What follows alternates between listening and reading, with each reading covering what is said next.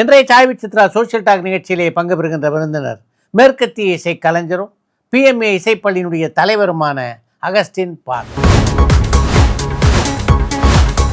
இசையின் மீது உள்ள ஆர்வம் காரணமாக தன்னுடைய வங்கி பணியை துறந்து விட்டு வந்த இவர் மெல்லிசை மன்னர் எம்.எஸ். விஸ்வநாதன், இசைஞானி இளையராஜா, இசைப்புயல் ஏ.ஆர். ரஹ்மான் ஆகியோரோடு இணைந்து பணியாற்றுகின்ற வாய்ப்பினை பெற்றார்.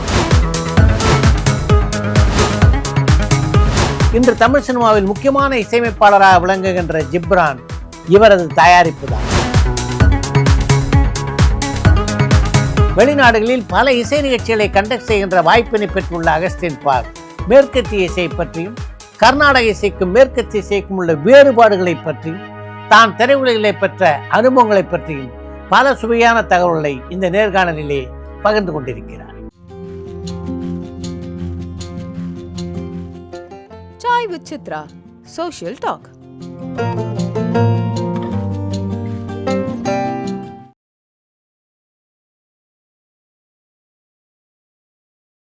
வணக்கம்.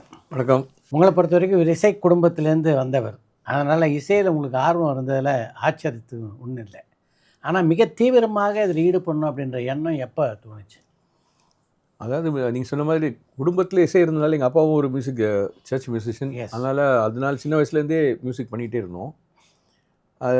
ஆனால் படிப்பு காலேஜு இது ஆனால் கூட மியூசிக் சைடில் இருக்கும். அது அப்போ நம்ம அந்த 70s 80sலாம் ஃபுல் டைம் மியூசிஷியனாக போகிறத பற்றி ரொம்ப ரெக்கமெண்ட் பண்ண மாட்டாங்க யாரும். நல்ல வேலையில் ஒன்றில் இருந்துட்டு நீ மியூசிக் பண்ணலாமே, ஏன்னா நம்ம சர்ச் மியூசிக்னா சண்டே தான் அப்படின்னு நல்லா சொல்லிகிட்டே இருப்பாங்க. அதனால் நம்ம அப்படியே வந்துட்டு இருந்தோம். இங்கே சென்னைக்கு வேலைக்கு வந்து வேலை பண்ணிகிட்டு இருக்கும்போது நல்ல மியூசிஷியன்ஸோட மீட் பண்ணலுங்க ஒரு சான்ஸ் கிடச்சிது. இப்போ ரெக்கார்டிங்க்குன்னு ராஜா சார்ட்ட போகிறது, அங்கே வர்றது, இதெல்லாம் நம்ம கொயர்லேருந்து வெஸ்டர்ன் மியூசிக்னு ஒரு நல்ல ஒரு குரூப் கிடச்சிது. அப்படி பண்ணிகிட்டு இருக்கும்போது நான் பேங்க்லேருந்து ஒரு வெளியே வர்றதுக்கு ஒரு ஆப்ஷன் கிடச்சிது. பேங்க்கில் 20 வருஷம் ஒர்க் பண்ணியாச்சு. அப்போது வாலண்டியர் ரிட்டைர்மெண்ட் கொடுக்குறோம் அப்படின்னாங்க. அப்போ என் ஒய்ஃப் வந்து ஹிந்துவில் எடிட்டராக ஒர்க் பண்ணிகிட்டு இருந்தாங்க. ஸோ அதனால் அவங்க வந்து சரி நீ இஃப் யூ திங்க் எடுத்துக்கலாம், நான் எப்படியும் இருப்பேன், நம்ம எதாவது பண்ணலாம், ஆனால் மியூசிக்கு தான் பண்ண போகிறோன்னு ஒரு இல்லை, பட் வெளியே வந்துடலாம். 2000 தான் டர்னிங் பாயிண்ட்.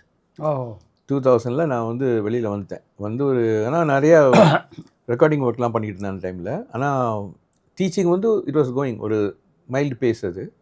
அது முன்னாடியே இருந்துச்சு. பேங்க்கில் இருக்கும்போதே டீச்சிங் கொஞ்சம் இருந்துச்சு. அது கொஞ்சம் அப்படியே கொஞ்சமாக டெவலப் ஆச்சு. ஒரு 2002-03 வரும்போது கிளியர் ஆகிடுச்சு, ஓகே நம்ம இந்த லைன் தான் போகிறோம் அப்படின்னு. ஸோ டீச்சிங் இன்னும் கொஞ்சம் இன்டென்சிஃபை பண்ண ஆரம்பித்தேன். இன்னும் கொஞ்சம் எக்ஸாம்ஸ் எழுத ஆரம்பித்தேன். 2000 ஒரு எக்ஸாம் ஒன்று கிளியர் பண்ணி வச்சுருந்தேன். 2005 இன்னொன்று கிளியர் பண்ண உடனே சரி இனிமேல் இதான் அப்படின்னு ஒரு கிளியர் ஆகிடுச்சு. அப்புறம் ஃபுல் இன்வால்மெண்ட் ஏன்னா gathering more information about the field, படித்து பிள்ளைங்களுக்கு சொல்லிக் கொடுத்து அப்படியே கொஞ்சம் கொஞ்சமாக டெவலப் ஆகி அப்படியே மியூசிக் ஒரு கெரியர் ஆகிடுச்சு. அப்புறம் இளையராஜாவோடு இணைந்து பணியாற்றக்கூடிய வாய்ப்பு எப்படி அமைஞ்சது? அதாவது டாக்டர் கல்யாண் சுப்ரமணியம் என்னுடைய குரு ஒருத்தர், அவர் தான் எங்கள் சர்ச் கொயர் மாஸ்டர். அவர் வந்து ராஜாவுக்கு ரொம்ப க்ளோஸ். அதாவது வெஸ்டர்ன் கொயர் அப்படின்னா அவர் தான் கூடுவாங்க. அவங்க 4 பேர் இருந்தாங்க, டாக்டர் கிரப், டாக்டர் கல்யாண், டாக்டர் ரவி சந்தோஷம் அப்படின்னு, டோனி அப்படின்னு 4 பேர். அவங்க வந்து நிறையா படிப்பாங்க அவருக்கு. அப்போது இது மாதிரி அந்த டைமில் 70s உள்ள மூவிஸ்லலாம் பார்த்தீங்கன்னா அந்த பேக்ரவுண்ட் ஸ்கோர்ஸ்லாம் அந்த 80s பார்க்கும்போது அந்த மூடு பனி அந்த மாதிரி படத்துலலாம் பார்த்தீங்கன்னா அந்த பேக்ரவுண்ட் ஸ்கோரில் வெஸ்டர்ன் வாய்ஸ் நிறையா இருக்கும். ஆமாம். அப்புறம் ராஜா சார் தான் ஸ்பெசிஃபிக்காக வெஸ்டர்ன் வாய்ஸ்னு ஒரு குரூப் வேணும் அப்படின்னு அவர் வச்சுருப்பார். அது இந்தியன் கோரஸ் இருப்பாங்க, வெஸ்டர்ன் கோரஸ் இருப்பாங்க. வெஸ்டர்ன் கோரஸுக்குன்னு அவர் எழுதுவார் தனியாக.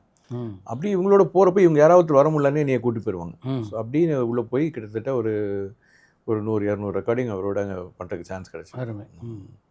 அப்போ அவர் பிஸியாக அந்த டைம்னால நிறையா வாரத்துக்கு வாரம் ரெக்கார்டிங் கிடைக்கும், ரீ ரெக்கார்டிங்ஸ் வரும். ஆனால் நம்ம என்ன பண்ணுறோம் நிறைய, அதாவது பப்ளிக்கு வந்து நம்ம வெஸ்டர்ன் கொயர் பண்ணுற வேலை வந்து பப்ளிக்கு தெரியாது. ஆனால் அது வந்து ஒரு எஃபெக்ட் பிஹைண்ட் த சீன். அந்த சீன் வந்து அந்த கொயருடைய சவுண்டு வந்து வில் ஆக்மெண்ட் த சீன் அப்படின்னு அவருக்கு நல்லா தெரியும்.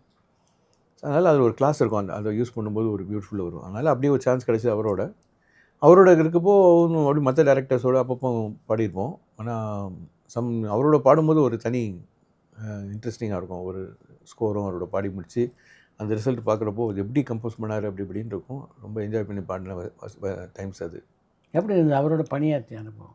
அப்போ வந்து நான் வந்து ஒரு 10 வருஷமாக 10-12 வருஷமாக நான் பின்னாடி இருந்தேன். அதை பின்னாடினா எனக்கு அவர் தான் டாக்டர் கல்யாண் தான் எல்லாத்தையும் அவர்கிட்ட மியூசிக் வாங்கி நமக்கு கொடுத்து எப்படின்னு பண்ணுறது நீங்கள் இன்ட்ராக்ட் பண்ண வாய்ப்பு இல்லை? நான் பண்ண இல்லை. 92க்கு அப்புறம் அவர் போயிட்டார். அவர் வந்து டாக்டர் கல்யாண் வந்து பாரேனில் டாக்டராக போயிட்டார். அவர் போனதுக்கப்புறம் ஒரு ரெக்கார்டிங் போனபோது அவர் சடனாக என் கையில் மியூசிக் கொடுத்து பாரு அப்படின்னு சொல்லிட்டார். அன்னிலிருந்து எப்படி ஆச்சுன்னு தெரியாது. அதுலேருந்து நான் ஒரு 10 வருஷம் அருமை பண்ணியிருக்கோம். அதனால் அப்போ இன்ட்ராக்ட் பண்ண சான்ஸ் கிடச்சிது. அவர் என்ன மாதிரி எக்ஸ்பெக்ட் பண்ணுறாருன்னு தெரியும். நான் கையில் ஸ்கோர் கொடுத்துருவார். அந்த ஸ்கோரை விட்டு டீவியேட் பண்ண முடியாது. அது மெயின் ஃபஸ்ட் திங். அவர் என்ன கொடுத்துக்காரோ அதை கரெக்டாக அப்படியே பண்ணணும். அது பண்ணால் போதும், கரெக்டாக இருக்கும். அதை கரெக்டாக பண்ணுறது தான் திறமை. அது வந்து நம்ம ஒருத்தர்னா இப்போ நீங்கள் எஸ்பிபி பாட வராருன்னு வச்சுக்கோங்க, அவர் வந்து கரெக்டாக பாடினா முடிஞ்சிச்சு.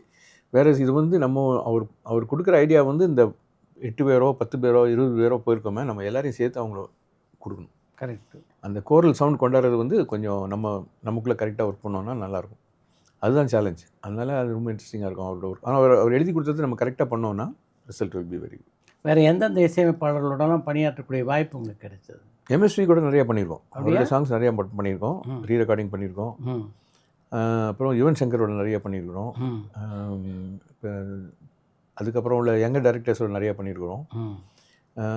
ரஹ்மானோட அதுக்கப்புறம் ரஹ்மான் ஸ்டார்ட் பண்ணதுலேருந்து அவரோட ஒரு ஜேர்னி ஒரு 10-15 இயர்ஸ்க்கு பெரிய பெரிய படம்லாம் எல்லாம் பண்ணுவோம். லகான் எல்லாத்துக்கும் நிறையா இதில் பேக்ரவுண்ட் ஸ்கோர் பண்ணியிருக்கோம். ஆல்மோஸ்ட் அந்த டைமில் எல்லா மியூசிக் டைரக்டர்ஸோடும் பண்ணியிருக்கோம். ஈவன் இந்த old time classical composers like Keeravani இவங்கெல்லாம் அவங்களோட கூட பண்ணியிருக்கிறோம். அப்போ ஏவிஎம்ஜிலலாம் அவர் ரெகுலராக அவர் ரெக்கார்டிங் நடக்கும். ரீ ரெக்கார்டிங்ஸில் எல்லாருமே வெஸ்டர்ன் மியூசிக் யூஸ் பண்ணியிருப்பாங்க. அது எவ்வளோக்குள்ள ஸ்ட்ராங்காக போயிட்டுச்சோ அவ்வளோக்களவு devotional music also was very good. Christian devotional வந்து அந்த கேசட் வந்த புதுசில் நிறையா அந்த ரெக்கார்ட் போடும்போது வந்து கிறிஸ்டியன் டிவோஷனல் ரெக்கார்டிங் வந்து ரொம்ப கஷ்டம். ஆர்டிஸ்ட்டுக்கு வந்து எடுக்க மாட்டாங்க. பாலிடாரும் சரி இஸ் மாஸ்டர்ஸ் வாய்ஸும் நீங்கள் கிறிஸ்டியன் டிவோஷனல் பண்ணுங்கள், ஆனால் அதை பாடுறது வந்து பிளேபேக் சிங்கராக இருக்கும். அதனால தான் ஜிக்கி பாட வைப்பாங்க. இவங்க பாடினா தான் அவங்க ரெக்கார்டிங் பண்ணிட்டு இருந்தாங்க. அதை பிரேக் பண்ணி வெளியே வந்து 2 பேர் ஹெலன் சத்யான்னு ஒரு அம்மா, அது மாதிரி திருச்சியிலேருந்து ஒரு குரூப்பில் அவங்க ஒரு ரெக்கார்டிங் பண்ணாங்க. அப்போ தான் ஃபஸ்ட் டைம் நான் பிளேபேக் சிங்கர்ஸ்க்கு வந்து ரெக்கார்ட் ஆரம்பித்தாங்க. அந்த ரெக்கார்ட்லேருந்து எப்போ நம்ம கேசட்டுக்கு வந்தோமோ அப்போ ஒரு பெரிய இண்டிபெண்டன்ஸ், யாருனாலும் பண்ணலாம். அப்போ நிறையா மியூசிக் டைரக்டர்ஸ் வந்தாங்க, நிறைய சிங்கர்ஸ் வந்தாங்க. அப்போது வந்து ஃபில்மில் இருந்ததை விட டிவோஷனல் மியூசிக்கில் வந்து கொயருக்கு நீட் ஜாஸ்தி. அதனால் அந்த கொயரோட பாடி எல்லாம் பண்ணும்போது அந்த டிவோஷனல் மியூசிக் வந்து ரொம்ப நல்லா இருந்துச்சு. அதுக்கு வந்து ரெகுலராக ஆர்கனைஸ்டாக ஆட்கள் கிடையாது. அப்போ இனிய கூட்டாங்க நீ வந்து பண்ண சொல்லும்போது நான் என்னுடைய குரூப் கால்டு ஆக்டட் கண்டாபிலேன்னு ஒரு குரூப் வச்சுருந்தேன். 8 பேர் நாங்கள் பாட ஆரம்பித்தோம். அப்போ வந்து அந்த ஃபீல்டு வந்து வெரி மச் டெவலப்பிங். அதில் அந்த ஃபீல்ட்லேயும் நான் நிறைய பேரோட க்ளோஸாக மூவ் பண்ணியிருக்கேன். எஸ்பிபி கூட பாடியிருக்கோம், தெலுங்கு கிறிஸ்மஸ் ஆல்பம்ஸ் அவரோட பண்ணியிருக்கோம், ஏசாஸோட பாடியிருக்கோம், எல்லாரோடையும் டிவோஷனல் பண்ணியிருக்கோம். அது சைடில் அது வந்து நான் டைரெக்டாக நானே அரேஞ்ச் பண்ணி பண்ணுறது. ஃபிலிம் டைரக்டர்ஸ் போகிறப்போ அவங்க ரெடியாக வச்சுருப்பாங்க, என்ன வச்சுருக்காங்களோ அதை நம்ம பாடிட்டு வரோம். இந்த எங்கள் டைரக்டர்ஸ் வரும்போது நம்மகிட்ட கேட்பாங்க, இது மாதிரி கொஞ்சம் அரேஞ்ச் பண்ணி. இப்போ ஜிவி பிரகாஷ் இவங்க மாதிரி எங்கள் நெக்ஸ்ட் ஜென்ரேஷன் வந்தாங்கன்னா அவங்க நம்மகிட்ட கொஞ்சம் ஃப்ரீடம் கொடுப்பாங்க, கொஞ்சம் அரேஞ்ச் பண்ணிடுங்க அது அப்படின்னா நம்ம அரேஞ்ச் பண்ணிக்குவோம். இந்த அரேஞ்ச் பண்ணிங்க சொல்கிறது வந்து இப்போ இன்றைக்கி பர்கஷன் செக்ஷன் வராங்கன்னா இங்கே இப்போ 20 பேர் 5 பேர் 20 பேர் உட்காந்துருக்காங்கன்னா எல்லாத்துக்கும் நீ இதை வாசிக்கணும் செட் பண்ணி அந்த தாளத்தை வந்து அப்படி ஸ்ப்ரெட் பண்ணி எடுப்பாங்க. அப்போ அது வந்து துளசின்னு ஒருத்தர் இருந்தார், அவருடைய அரேஞ்ச்மெண்ட்டு. அது மாதிரி வாய்ஸை பொறுத்த வரைக்கும் ஒருத்தர் somebody has to arrange it, யார் என்ன பாடுறாங்க அப்படின்றது. அது வந்து நான் கொஞ்சம் நாளில் ஸ்பெஷலைஸ் பண்ணதுனால கொஞ்சம் நாளைக்கு அந்த டிவோஷனல் ஆல்பம் வந்து நிறைய கேசல் பண்ணி சிடி பண்ணி இப்போது பென் ட்ரைவில் பண்ணுறாங்க. எல்லாம் பென் ட்ரைவ் நேராக யூடியூப்பில் போயிடுது. அது மாதிரிலாம் இருக்குது. சிடி பண்ணோம், 10 பாட்டு ரெடி பண்ணோம், 10 பாட்டு ரெடி பண்ணி அதுக்கு கொயர் எழுதி அப்படி பண்ணிட்டு இருந்தோம். இப்போ வந்து எல்லாம் ஒவ்வொரு பாட்டை ப்ரொடியூஸ் பண்ணுறாங்க. Times R changing. ஜிப்ரான் ஒரு யங் டைரக்டர், அவர் வந்து சின்ன வயசில் அவர் என்கிட்ட படித்தார்.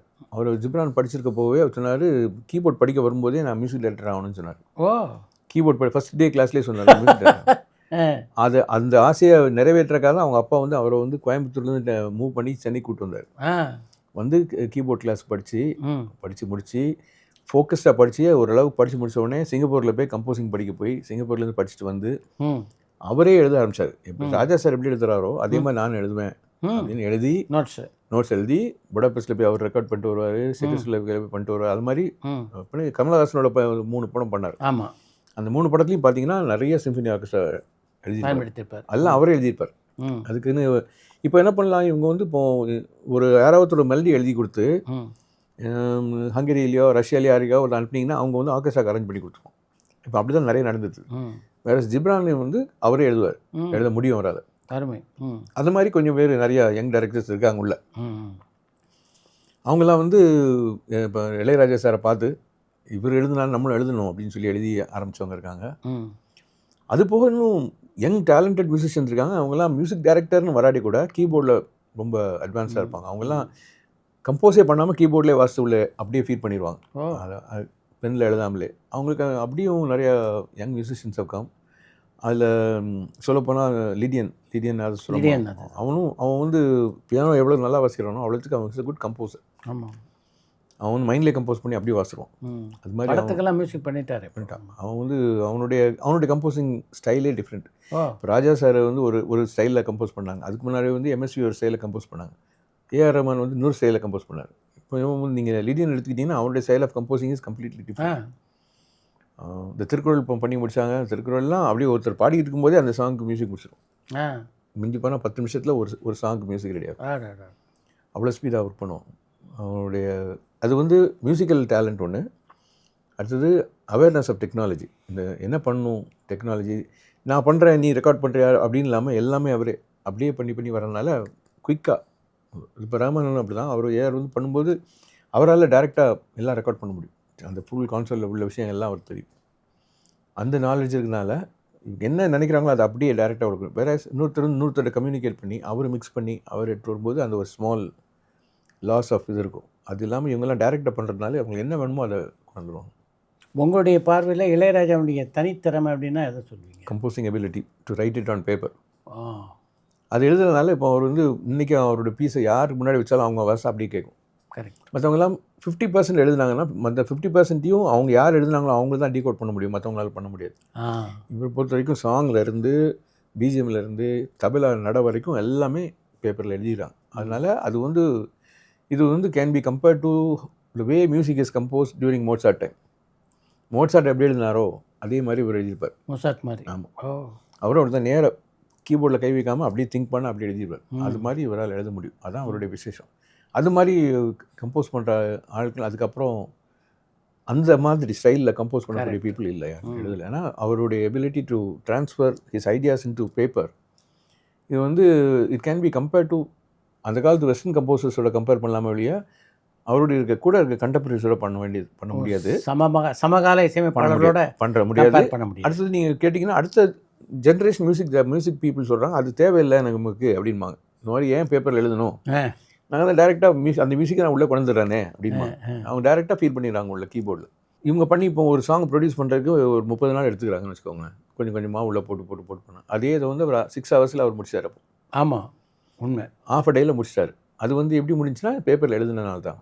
எழுதிட்டு அன்னைக்கு கொடுக்கும்போது எல்லாருக்கும் பக்காவாக நோட்ஸ் கொடுத்து அப்படியே பண்ணிட்டாங்க. இப்போ வந்து அப்படி இல்லை, பேசிக்காக ஒன்று போட்டுக்குவாங்க, அடுத்த நாள் இன்னும் கொஞ்சம் ஆட் பண்ணுவாங்க, அதில் ஆட் கொஞ்சம் கொஞ்சமாக அப்படியே பில் பண்ணி வச்சு முடித்து பேக் பண்ணி போகிறதுக்கு முன்னாடி மனசு கேட்கலன்னா திருப்பி திறந்து இன்னொரு மாற்றுறதுக்கு முடியும்.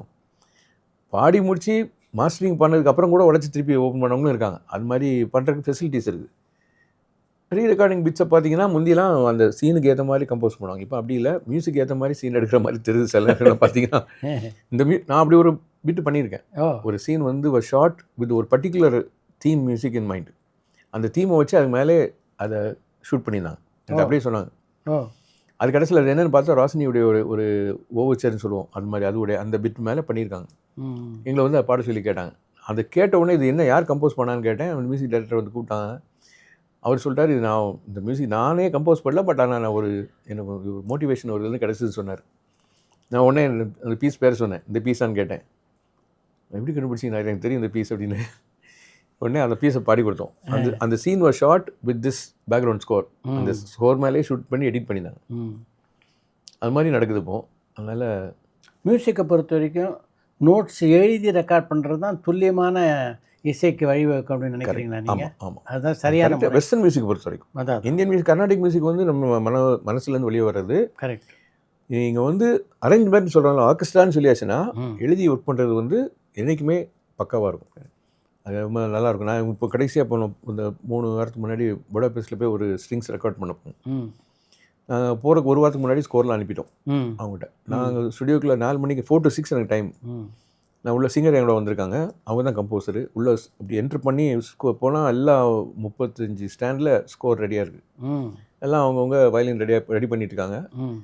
அவன் வந்து உட்கார்ந்த உடனே அவன் வந்து பேசக்கூடல அங்கே மேலே அந்த போர்டு போடுறான், Song 1 அப்படின்னு போட்டுன்னு அவங்க அந்த ஸ்கோர் எடுத்து வச்சுட்டாங்க. 4 o'clock நான் ஸ்டார்ட் பண்ணிட்டேன். எனக்கு ஏன் ஸ்கோர் இவ்வளோ பெரிய மானிட்டரில் போட்டு வச்சுருந்தாங்க. கனெக்ட் பண்ணால் 4:10 வாசி முடிச்சிட்டாங்க. அது மாதிரி ப்ரெசிஷன், பிகாஸ் இந்த ஸ்கோர் இஸ் ரிட்டன். கரெக்ட். அந்த ஸ்கோர் எழுதிடுச்சுன்னா நான் வந்து அதுக்கு மேலே ஒன்றும் சொல்ல வேண்டியதில்லை. அது மாதிரி அவங்களுக்கும் என்ன வேணுமோ அதில் எல்லாம் இருக்குது. பார்த்து படிக்கிற மாதிரி அவ்வளோ அப்படியே அது வந்து எல்லாருக்கும் அவங்களுக்கு அந்த குரூப் ரெகுலராக வாசிட்டே இருக்கனால அவங்களோட பேலன்சிங் ஆல்சோ இஸ் வெரி. நீ ரொம்ப லவுடாக இருக்க, கொஞ்சம் சாஃப்டாக வாசிக்க, அப்படியே ஒன்றும் சொல்ல வேண்டாம். எல்லோரும் அது மாதிரி ஸ்கோரில் இருக்கிறத எல்லோரும் ஃபாலோ பண்ணாங்கன்னா ரிசல்ட் வில் பி பர்ஃபெக்ட். அந்த எல்லோரும் நம்ம ஸ்கோர் வச்சுருக்கோம், அதில் உள்ள டைனமிக்ஸு, அதில் உள்ள ஆர்டிகுலேஷன் எல்லாத்தையும் நம்ம ஃபுல்லாக ஃபாலோ பண்ணுறதில்ல. சம்டைம்ஸ் அது சொல்ல வேண்டியிருக்கும். அங்கே அப்படி இல்லை, வச்சுட்டு எழுதி வச்சிட்டிங்களா எல்லாத்தையும் எழுதுறதுக்கு சான்ஸ் இருக்குது. அது எப்படி எழுதுகிறோமோ அதுதான் நம்மளுடைய திறமை. அதை அவங்க வாசிக்கிறதுக்கு அவங்களால முடியும்.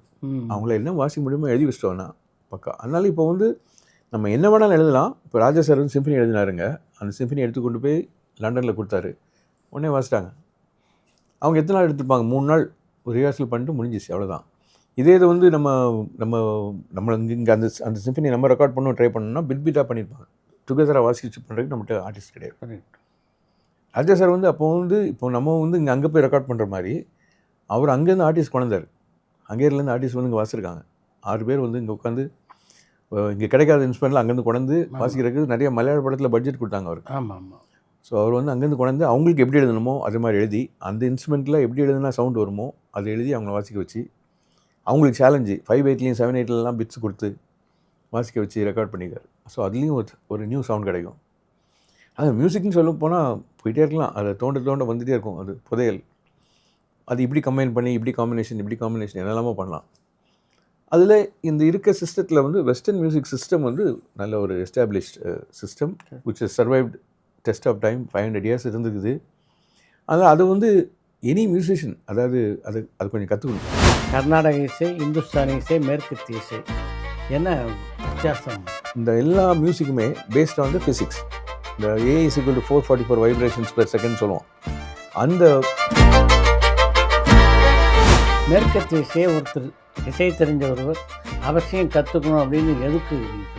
பெஸ்ட் மியூசிக்கே இல்லை, வெறும் பியூர் இந்தியன் மியூசிக்லாம் நான் படம் பண்ணியிருக்கேன் அப்படின்னு சொல்கிற பீரியட் முடிஞ்சிச்சு. அதுக்கப்புறம் என்றைக்கு கீபோர்டு வந்துச்சோ, என்றைக்கு கிட்டார் வந்துச்சோ, அன்றைக்கி நம்ம வந்து வெஸ்டர்ன் மியூசிக்கை வந்து உள்ள இன்கார்பரேட் பண்ணிட்டோம். இப்போ அது இல்லாமல் நம்ம பண்ணால் பீப்புளுக்கு பிடிக்காது.